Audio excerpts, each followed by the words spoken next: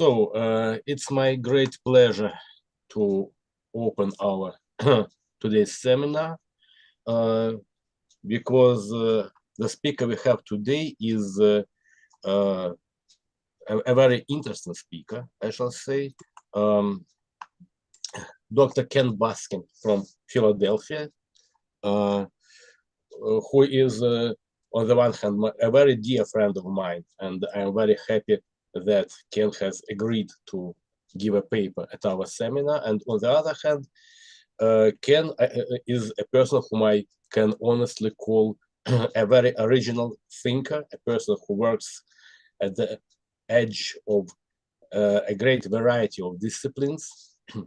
And I'm sure that his paper titled Religion as an Engine for Cultural Evolution will be of great interest for the audience. And I should also emphasize that our audience today is particularly international. I see colleagues from different countries. Also, I see people of various standings in the academy, from students to professors, what is also very important, I believe. So I think all this, and of course, first and foremost, the paper Ken will present, all this will make our seminar a great event, a great intellectual event for us all. So Ken, you are most welcome. Thank you, Dmitry. Good evening. I'm delighted to be with you all. I want to begin by thanking Dmitry, not merely for inviting me, but for the enormous contribution he's made to my thought over the years, including the topic of this paper, which is a radical reinterpretation of the practices we think of as religion. I use that term intentionally because the word religion has been so widely defined that it's almost become meaningless. To avoid confusion, I've started talking about it in a very specific way as religioning, the process by which groups of people come to understand and respond to the powerful, invisible forces that create feelings of awe and terror. Its critical functions are to help human groups maintain harmony within individuals, among them, and with their surroundings. I want to emphasize that a lot of this is radical. You may find it surprising, even shocking. I certainly did. I couldn't believe what I was coming up with.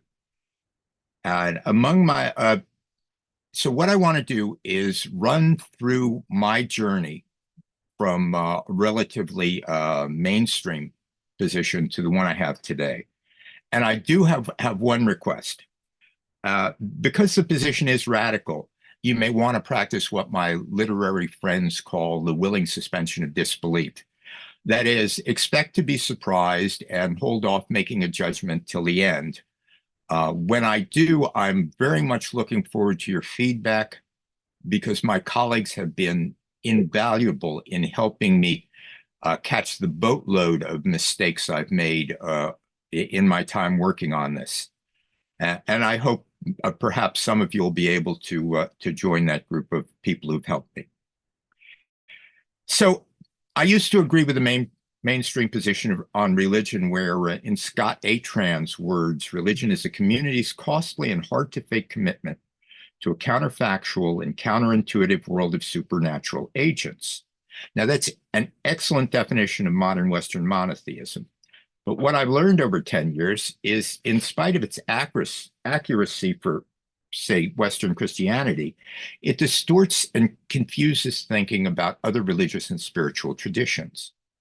So as David Sloan pointed out, the problem is that scientists and other intellectuals can't see what's in front of their faces because of what's in back of their faces, the ideas that organize perception. So once I got beyond my old ideas, a world opened up that I simply had no idea existed. And it really was shocking. In fact, it was so shocking that I'm going to organize my comments by discussing 3 surprises and the conclusion they took me to. First surprise, that myth making has been critical to cultural survival. Second, that almost everything I thought I knew about religion was distorted. And third, that myth making and religioning are a biological imperative that drives cultural evolution. I'll conclude with some thoughts on how our current misunderstanding of religion makes it difficult to address today's existential threats. So, with all of that, let me begin with my first surprise.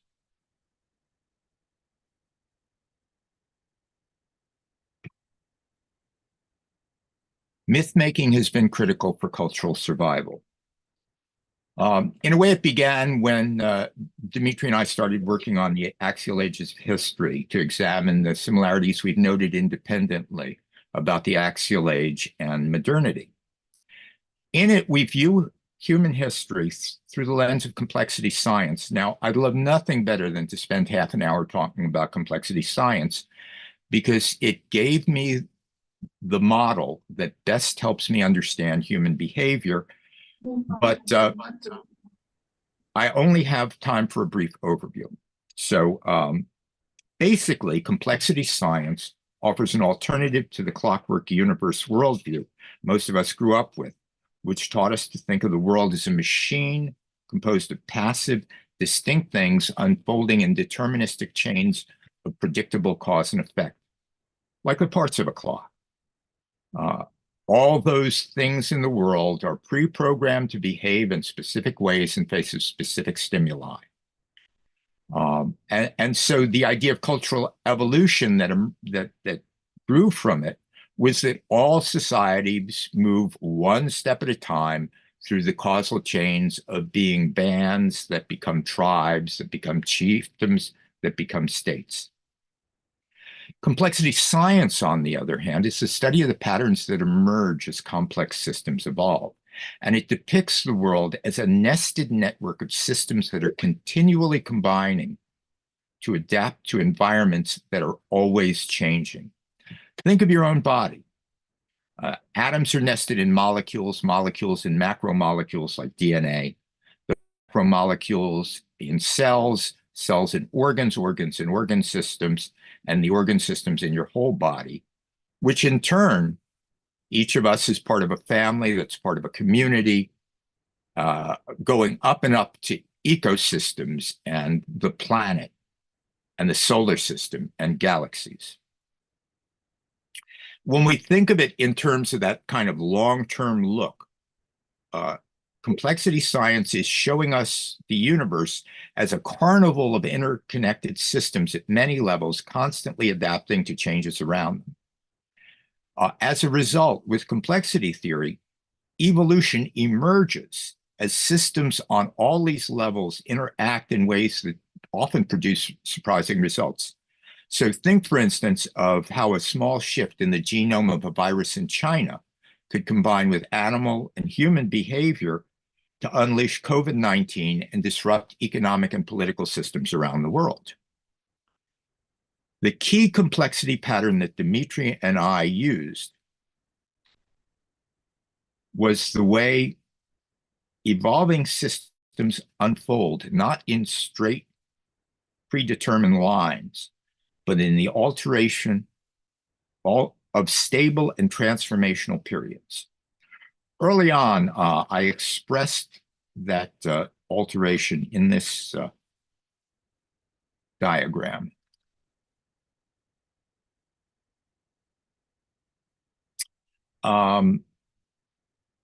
Think about,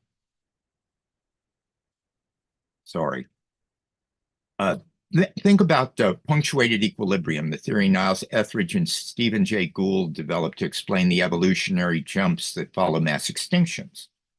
I call it the life cycle of an attractor. Attractor is a term from higher math that complexity scientists use to indicate those behaviors among all possible behaviors that a complex system tends to evolve toward in a particular set of conditions.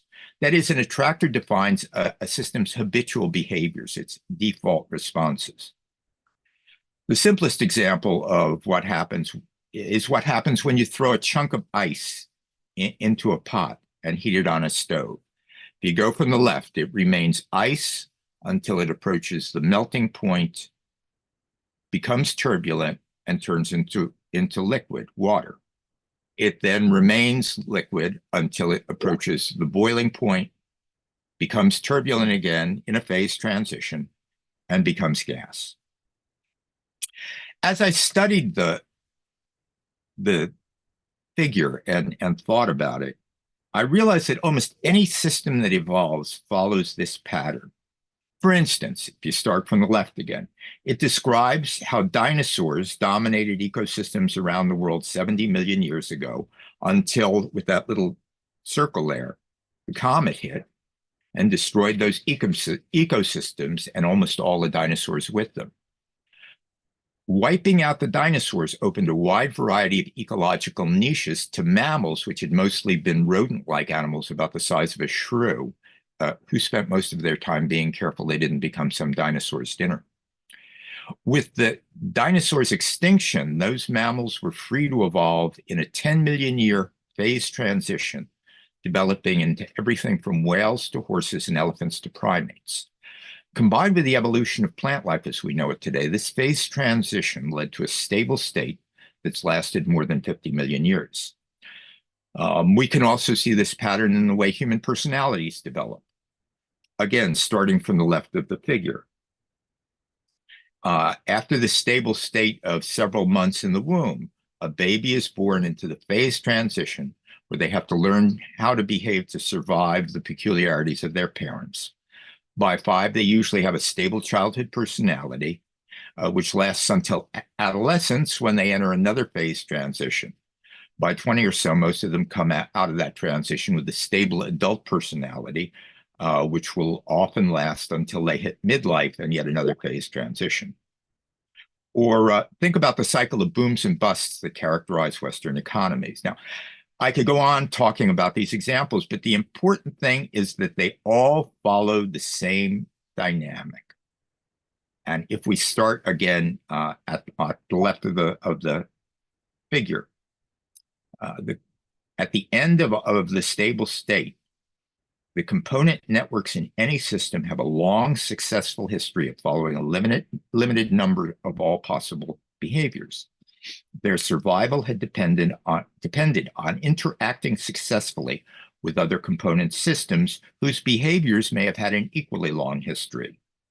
As conditions shift over time, new challenges emerge, yet the old habitual behaviors which allowed them to survive are likely to continue until some kind of catastrophe reinvents the environment and breaks the hold of the old attractor, and a phase transition begins. In the phase transition, these components, free of the constraints of the old attractor, experiment with new behaviors which may enable them to succeed in their new conditions. Those experimental behaviors may be entirely new. That's in the line drawing of the phase transition. The new behaviors are the downward strokes moving forward in time, or in the reintroduction of old behaviors, the upward strokes that appear to be going backward in time, which of course you can't do. But I wanted to suggest that these systems don't merely innovate. They also try out old experiments that may not have worked. Finally, when the network systems find the behaviors that do work in current conditions, their interactions will develop a new attractor for the system as a whole. Now, what Dimitri and I did was to apply this pattern to the course of human history. It gave us a schema that was different from much of the periodization of history. For instance, the excellent work that's been done by Leonid Grinin and Andrei Korotayev, using means of production as a key criterion. Instead, Dimitri and I focused on the way the axial age and modernity seemed to act like phase transitions, and this is what we came up with.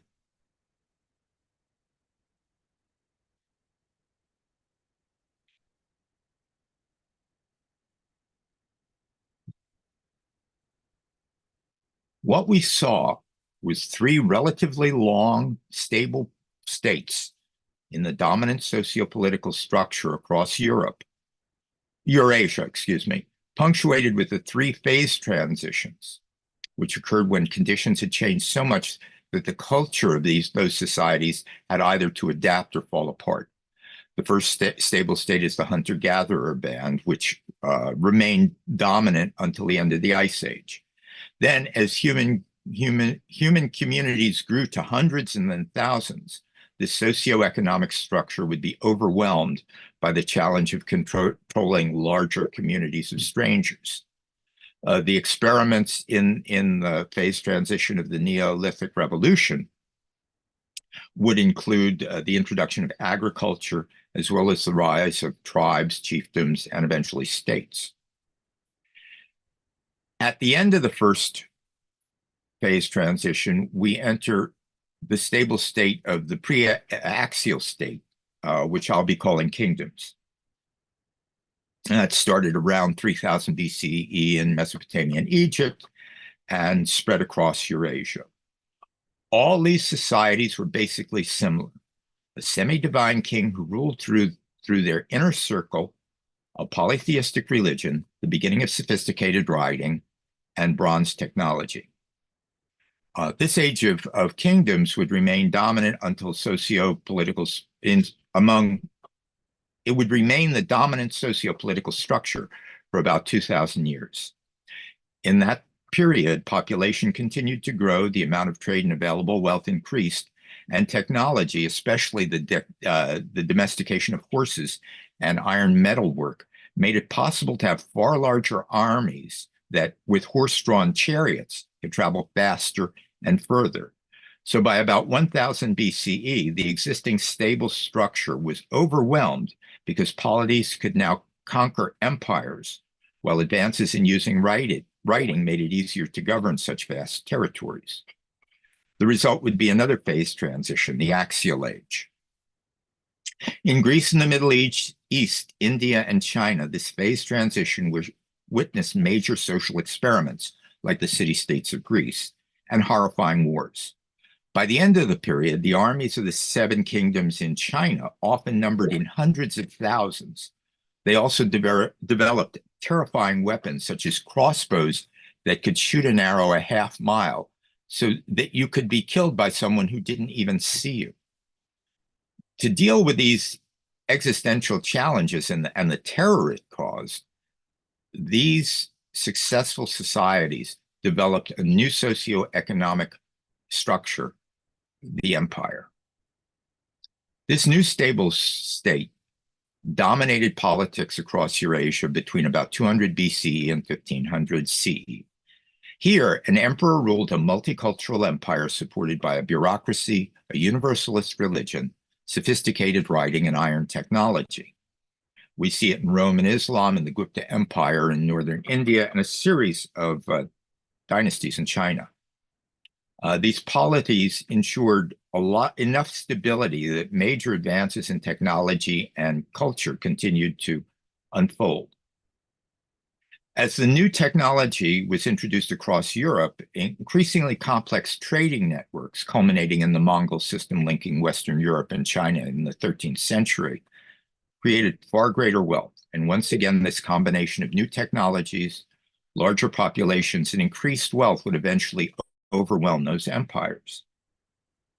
The third phase transition emerged around 1500 with the rise of modernity across Europe. Once again, the world would see an explosion of new technology, a wide variety of social experiments, and a series of horrific wars. Today, we seem to stand at the end of that phase transition. Many of the challenges we face, like global warming, have resulted from the greatest successes of modernity, especially the side effects of our use of fossil fuels. Dimitri and I speculated that the 21st century might, like the last century of the Axial Age, be a period in which we learn the lessons of the cultural phase transition and develop social structures to meet our current challenges.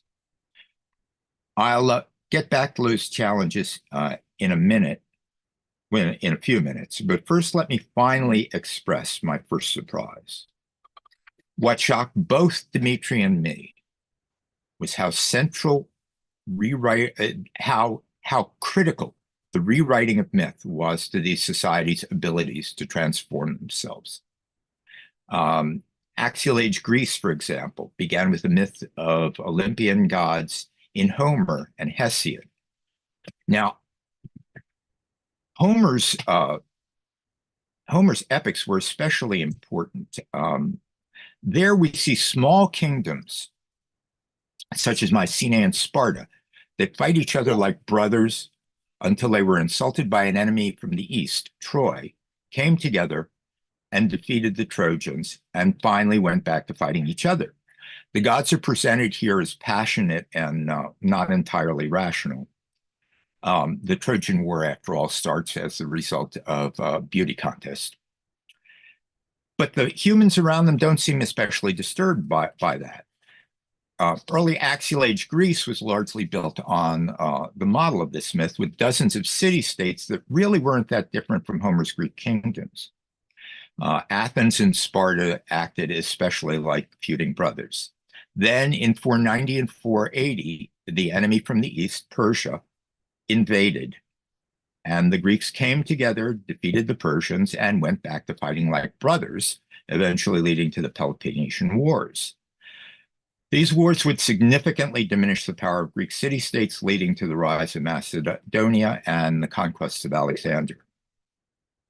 Throughout this period, the people of the Greek city-states experienced the same sort of terror in the face of destruction and uncertainty that haunts much of the world today, especially when the Persians sacked Athens not once, but twice.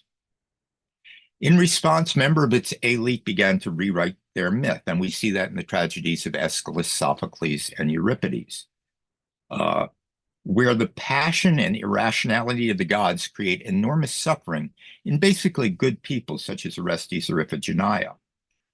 But the feelings of disillusion with those gods is now strong. Later, this ongoing turmoil would result in the mythic philosophy of Plato and Aristotle, which created what Jeremy Lent has called a religion of rationality. In this way, rewriting its myth enabled Greek society to generate a new way of thinking for a new world that had evolved. Similar transformations would occur in the creation of Western monotheism in Israel, Buddhism in India, and Confucianism in China. Even the transition from late medieval Christianity to modernity in Europe followed the same pattern as Francis Bacon rewrote the Thomistic myth of a rational God who created nature in order for people to understand him better, into the myth of humans employing science to investigate nature and perfect God's creation in the creation of what Bacon called the empire of man. As a result, I recognized that what I had called religion was critical to cultural evolution, all of which invited my second surprise.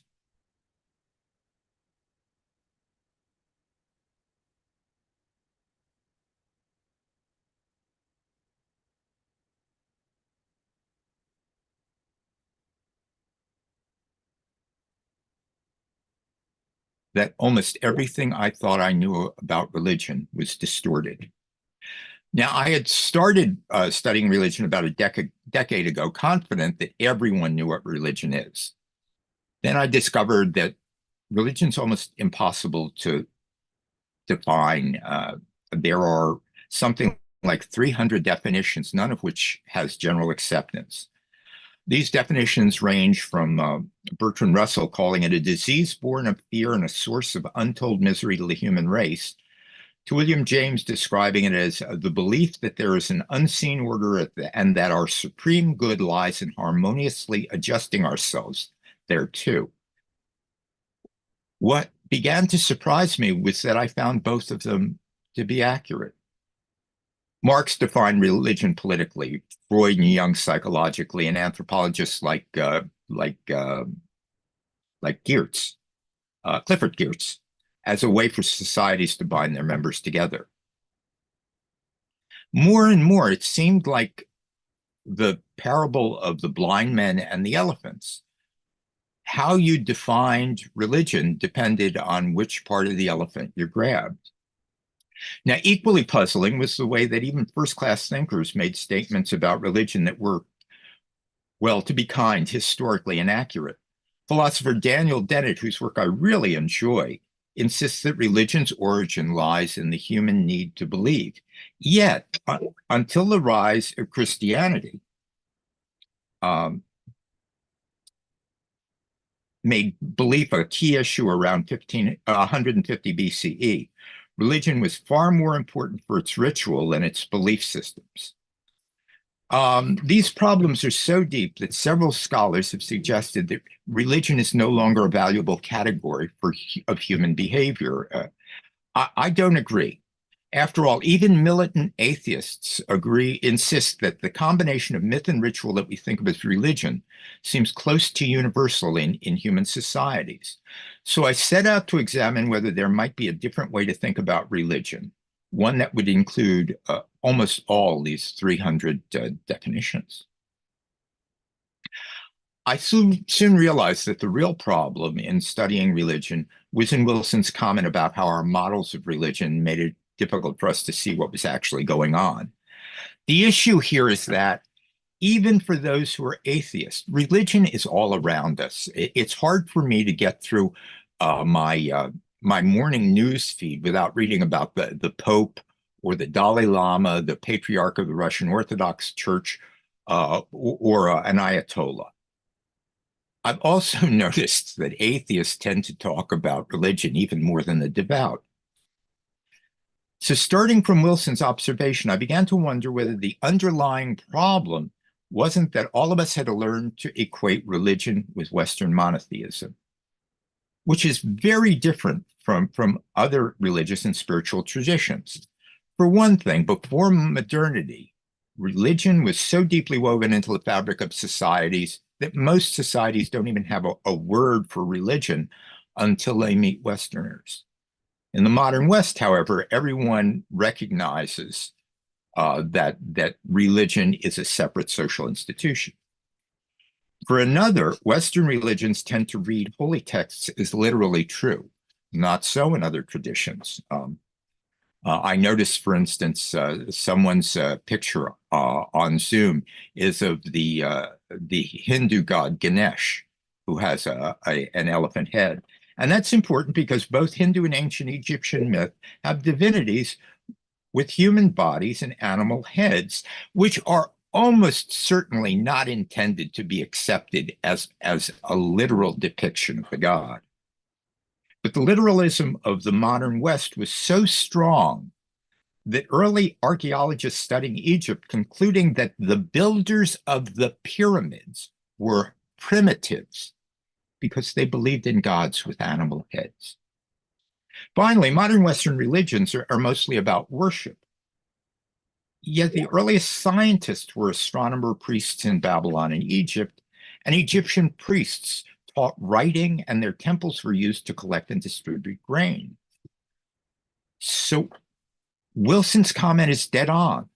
The model of Western religion is so strong in our minds that for generations it had distorted what thinkers, myself included, understood about religion. This distortion convinced the British to recast the locally oriented Indian Vedic tradition into a centralized Hinduism, as if Anglicanism was obviously the model for all religions. All this prepared me for my third and biggest surprise, that myth is best treated as a neurobiological imperative.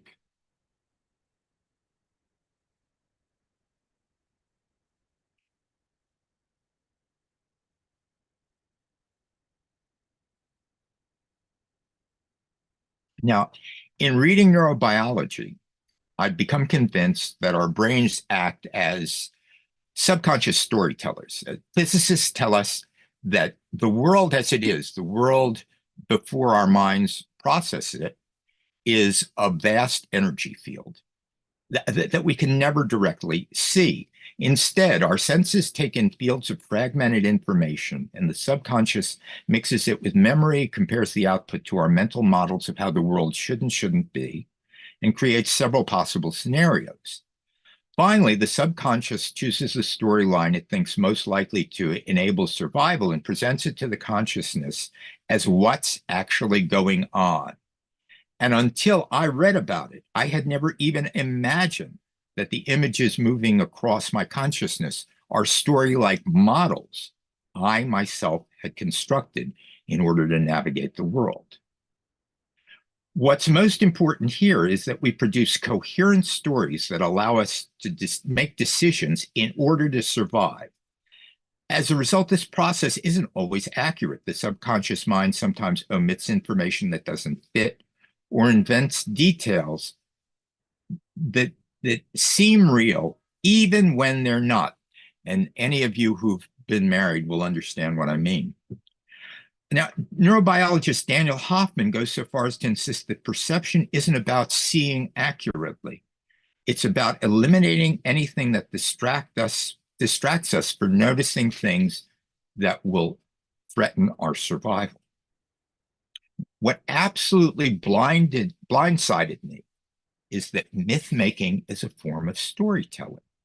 In fact, I'm convinced that myth is the stories that whole societies develop to understand and respond to the powerful, often mysterious, invisible forces that surround us.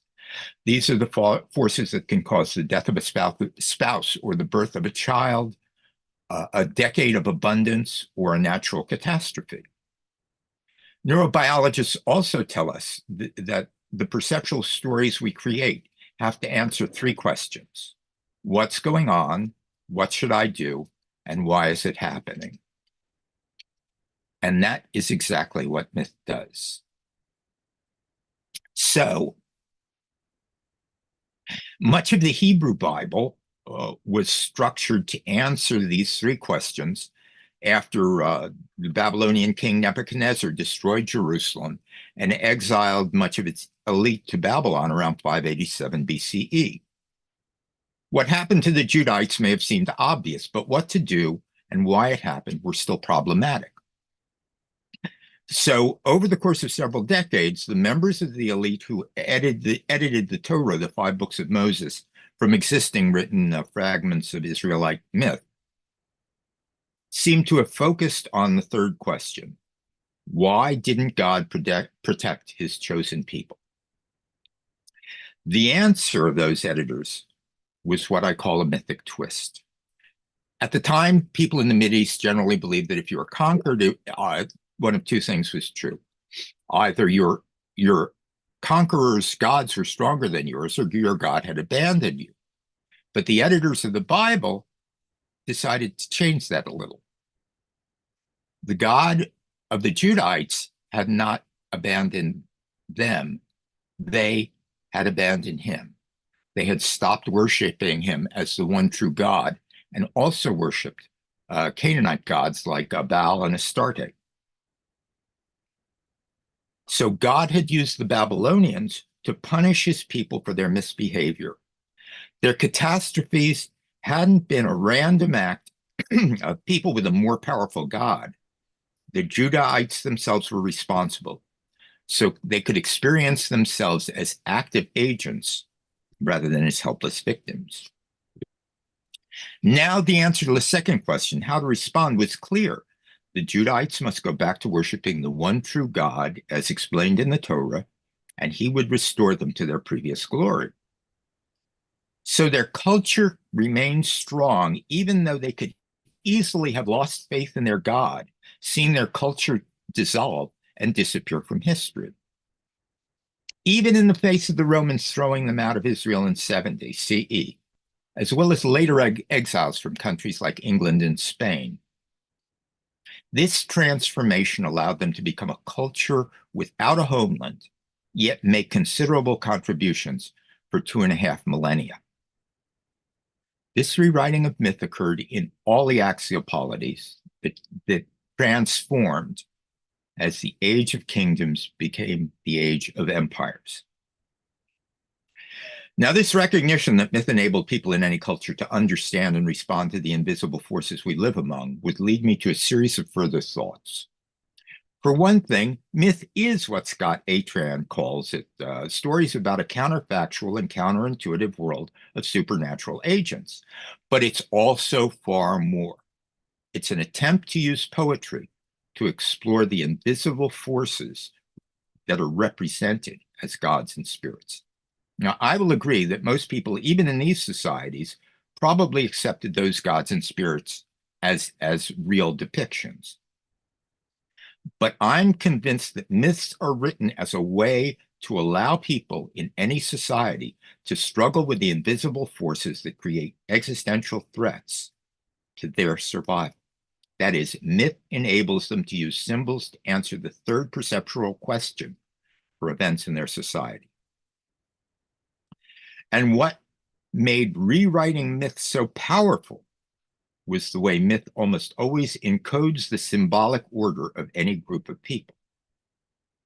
It's as if that energy field that physicists identify as the world as it is like an encrypted text, and our symbolic orders give people in any society the code that lets them understand its meaning. Now, this need to experience life in terms of a symbolic order was one of the last changes that evolved in the human brain. The shift is so critical that Terence Deacon calls symbolic order the defining attribute of being human. And Merlin Donald goes even further. With symbolic ordering, he notes, symbols define the world rather than vice versa. That's why any group's symbolic order is critical to its very survival. As I tried to explain, each of us constructs our story-like perceptions of the world to make sense of a world as it is that we can never know directly. As a result, my perceptual world is likely to be different from yours. However, by ordering experience around a shared set of symbols, people in any community are able to interpret events in a way similar enough to allow them to cooperate. So having a shared symbolic order is a key to any group's survival. And in pre-literate communities, this order was almost certainly communicated in myth. When our hunter-gatherer ancestors gathered around the fire at the end of the day and listened to this storyteller tell myths of the group's origin and their great hunters, they were also learning the shared symbolic order. In this way, myth allows societies to store, communicate, and even change any group's shared way of interpreting the world. Moreover, any society's symbolic order tends to reflect the existential challenges its members face. Consider ancient Egypt. Its prosperity depended on the annual flooding of the Nile and the abundant harvests that flooding made possible. As a result, its symbolic order is grounded in a cycle of birth, death, and rebirth. We can see that cycle in the myth of Isis, Osiris, Seth, and Horus. Osiris, who represents the abundance of the Nile, is murdered and dismembered by his brother Seth, who represents chaos. Osiris' consort, Isis, who represents fertility, gathers the pieces and reintegrates them long enough for him to impregnate her with Horus, who is going to represent the protector of the abundance of the Nile and the Pharaoh. When Horus grows up, he engages in an ongoing battle with Seth. And in this way, the Pharaoh is cast as responsible for fighting off the powers of chaos that beset an agricultural state dependent on two thin strips of fertile land on either side of a river surrounded by desert chaos. This myth, then, is not so much a story about a world of gods and goddesses as it is a way for people to learn about the nature of the invisible forces that challenge their survival. But as we noted, that's only one of three key functions myth fulfills. In addition to letting us interpret reality similarly, any society's myth also allows people to develop a shared identity and a shared set of behavioral norms. And this is how religioning enables societies to encourage the harmony I spoke of earlier. Mythic identity helps us create a sense of who we are. Mythic norms of behavior helps us to be in harmony with others. And mythic interpretation allows us to maintain harmony with the world around us. Because all three functions are embedded in the same myths, identity, behavioral standards, and interpretation are all in harmony with each other. But what about modernity? We have widespread literacy in science. Why would we need myth to communicate our symbolic order? That's an important question, and I want to close with some thoughts about it.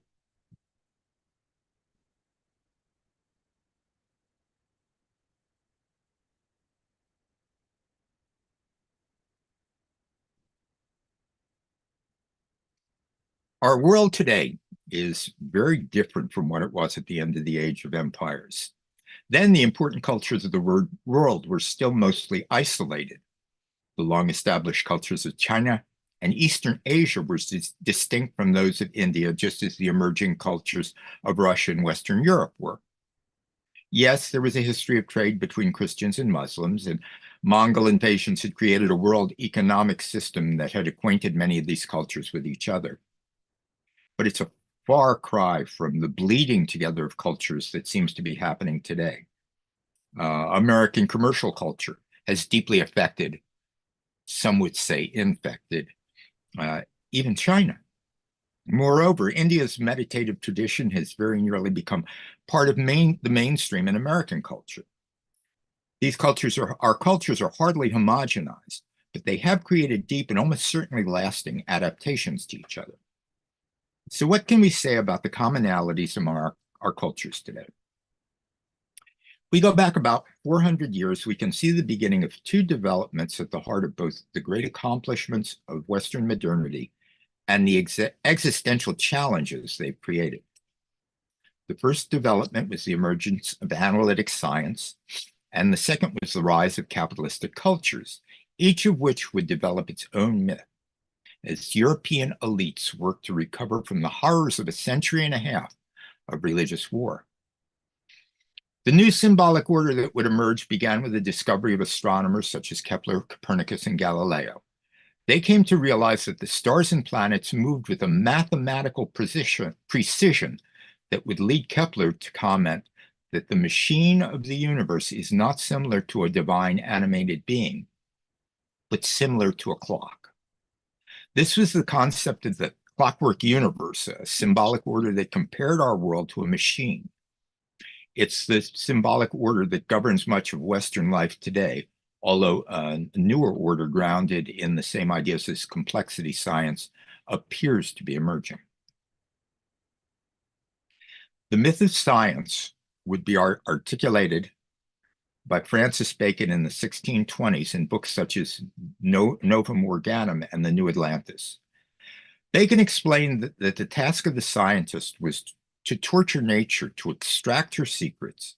By tearing phenomena down to their basic components, scientists would be able to understand these phenomena, and with this knowledge, they could create technologies like the printing press that would enable people to perfect God's creation and make life safer and more fulfilling.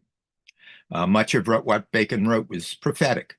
For example, in The New Atlantis and the Novum Organum, in The New Atlantis, excuse me, he presents a fictional world that includes an organization of scientists that basically suggests what England's Royal Society would be like.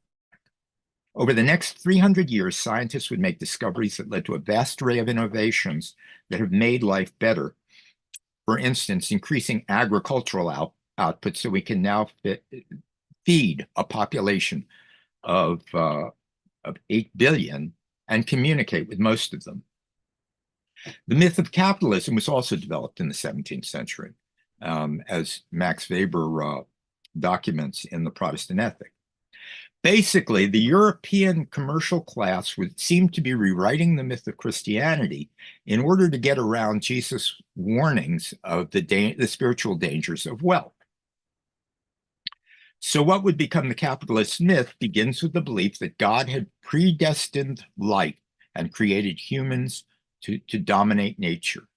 In our lives, work could be a calling from God, and those who had succeeded most in fulfilling that calling would become wealthy, a sign that God had chosen them for salvation. In the 20th century, these two myths came together into the advanced form of capitalism that's now threatening our survival. Science and technology continue to discover and apply the secrets of nature, and the myth of dominating nature for the sake of society has led to the deforestation of the Amazon and dumping enormous amounts of greenhouse gas into the atmosphere. We have the technology to begin undoing the damage we've done. The problem is that our mechanical symbolic order and the myths it generated have created habits of thought that block effective action. With global climate change, for example, world leaders have held conferences and signed treaties for decades. Yet conditions continued to worsen with unprecedented fires and weather and floods across the globe. All of which is to say that we have reached the point where the greatest successes of the Western symbolic order have become the greatest dangers to our survival. What we need today is the sort of mythic twist that the elite of Judah developed as they created the Bible. How can we reinterpret the world scientifically in order to address the very real challenges we face? I believe that lies in making the principles of complexity science the heart of a new symbolic order. If you're interested in a very provocative book that deals with some of that, you might take a look at Bobby Azarian's The Romance of Reality. But before we can fully consider what that new symbolic order might be, we face another very different challenge. And that challenge is the key reason I've structured my comments to end here. The difficulty is the unique form of religion that's developed in modernity. Before modernity, religion was not a separate institution. As we discussed, it was deeply woven throughout the social fabric.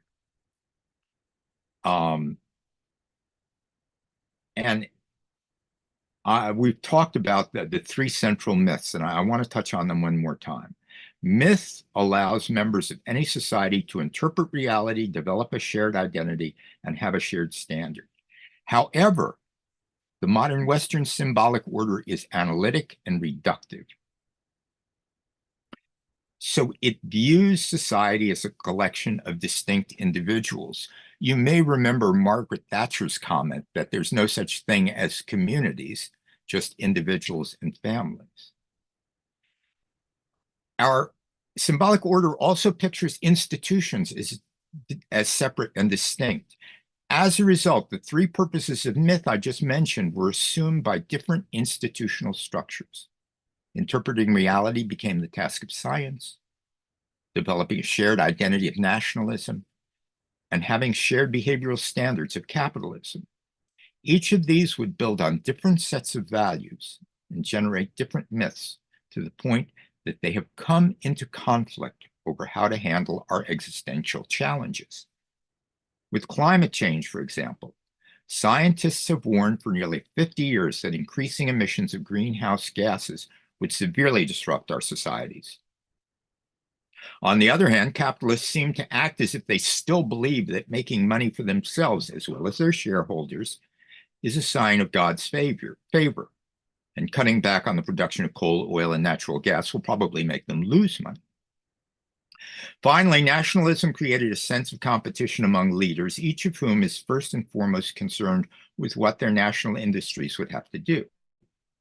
For leaders in each of these institutions, the West's shared symbolic order is encoded into dueling meanings and purposes, and our societies seem frozen into inaction.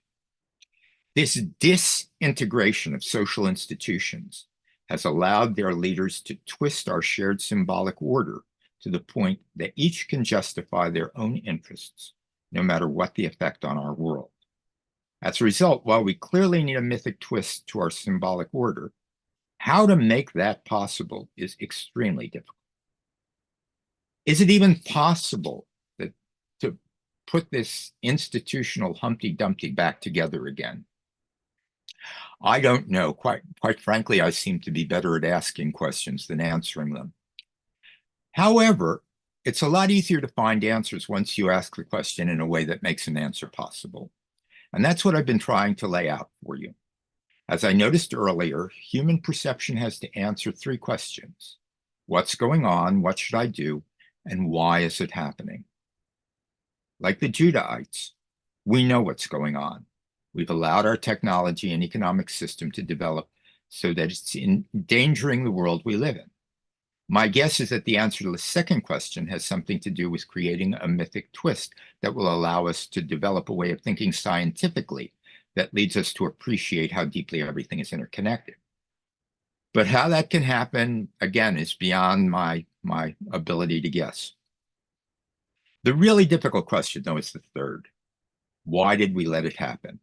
And like the elite of Judah in Babylonian exile, I suspect that until we get a far better understanding of that question, it will be difficult to develop an adequate answer to the second question. My comments to all of you this evening have been an attempt to engage in the process of answering question 3. If my thoughts are accurate, then we need to begin by understanding that the practices we thought of as religion are far more than a way to worship the divine. Religioning has also provided the myth that allowed societies to communicate and even transform their symbolic orders. From this point of view, myth has been far more than the stories of a supernatural world. It has been a unified statement of the way we should understand the world, ourselves, and how we should act with others. It's my hope that this path toward understanding why we are where we are can help you begin to answer that second question in more detail. At the ripe old age of 76, my journey is coming toward an end. And so perhaps you consider what I've said today as my legacy to you, as well as to the generations of my son and my grandsons, because all of you will have to face the very difficult task of answering that question. Thank you.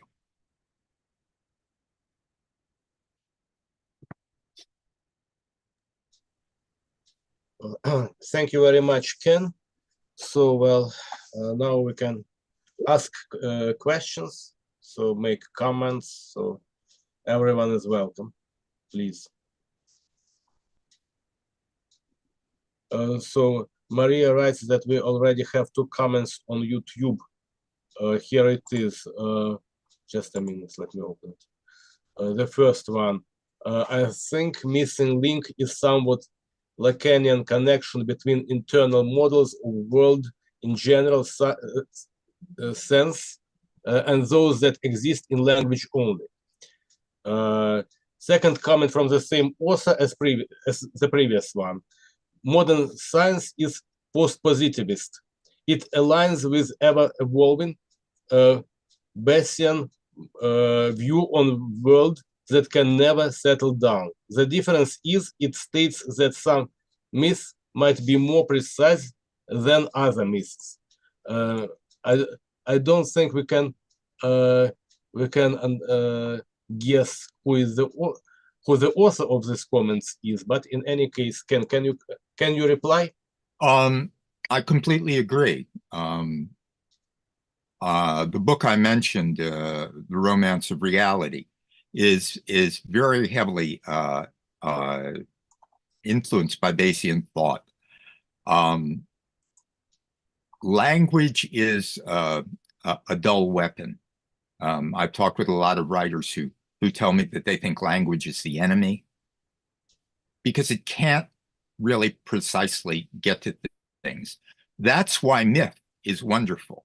Myth creates images that you can manipulate and understand beyond the mere language. That's why I think religious literalism is absolutely crazy, because it's not about gods. The gods are the forces of the universe, but we can use them to understand those forces. So, you know, in the Bible, you have a desert people, and there's only a hint of any kind of fertility goddess. In Egypt, the fertility goddess was central. So some myths are, I would say some myths are more useful than others, and precise. And to a certain extent, science is a myth itself. So, any other questions? Yeah. So, is that satisfactory? yeah. So, any other questions? Otherwise, I have one. So, in the very beginning of your talk, well, you were speaking about religion, in the process of religion. Then you switch to myth making. Is it the same, myth making and religioning, or Well, are these different things? if you go back to my definition of religioning, the process by which groups of people combine myth and ritual to understand and respond to the powerful invisible forces. So myth making is part of the process of religioning. Myth making allows you to create images of the forces you're struggling with. And then ritual allows you to begin doing something about it. Then I will continue my question. So, how is the very process of religioning launched? Is it a completely neurobiological process, like myth making?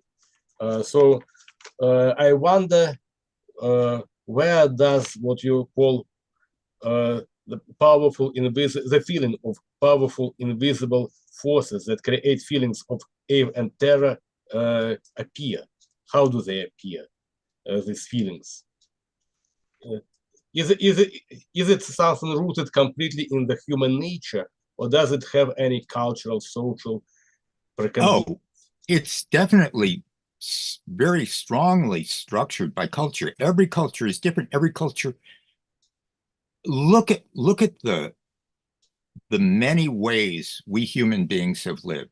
We've gone from being hunter-gatherers in groups of maybe 30 to 150 to using stone technology, to becoming programmers in cities of 30 million using electronics. It seems only natural that we would find very different ways of dealing with the invisible forces we face, both because some of those invisible forces are different and because we have different technologies to work with and different challenges to deal with. But it's the neurobiology that processes it and presents it to us as stories. And that was just an amazing realization that we evolved to turn the world into stories in our consciousness. And that's what I'm saying. It seems to be at the heart of a great part of religioning. Thank you very much. So, well, any more questions, answers? Answers, questions, comments? Well, okay. So then I think we can express our gratitude to Ken. This is, by the way, what people people on YouTube are doing also. Well, so Ken, then thank you very much indeed. Thank you very much indeed. And so your presentation will be available on YouTube, and actually everyone who would like to think more on what you have been seeing us will have a chance to return to your ideas, and actually, of course, to listen to the whole presentation. It will appear there too. And in chat, you can see, so different colleagues express their gratitude to you. And in our turn, we are very grateful to all of you for coming. Let me emphasize once again that we have a very good team of colleagues at this seminar from different countries, very, I shall say, prominent scholars alongside with young students. So, Ken, thank you very much for bringing us all together this evening. Thank you. Evening. And thank you for inviting me, Dmitry. It was a delightful experience to write this paper. So thank you. Thank you very much, and we will be happy to see you all at our future events. Thank you very much, and all the very best to all of you. Thank you. Thank you. Thank you. Bye. Bye. Take care, all.